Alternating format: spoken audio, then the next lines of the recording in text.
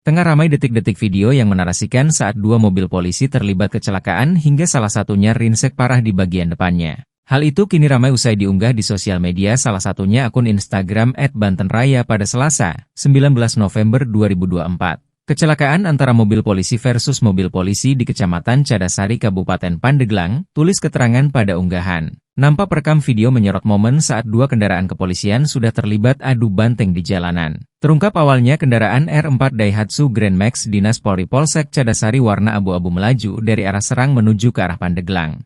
Disebutkan jika kendaraan tersebut berpenumpang dua anggota kepolisian dan saat itu membawa seorang pria ODGJ yang diamankan dari Kampung Waas. Pada saat melintas di lokasi, kendaraan hilang kendali dikarenakan pengemudinya terganggu oleh ODGJ yang mengamuk di dalam kendaraan. Akibatnya, kendaraan masuk lajur kanan dan menabrak kendaraan R4 Mazda Dinas Polri Satlantas Polres Pandeglang warna putih yang melaju dari Pandeglang.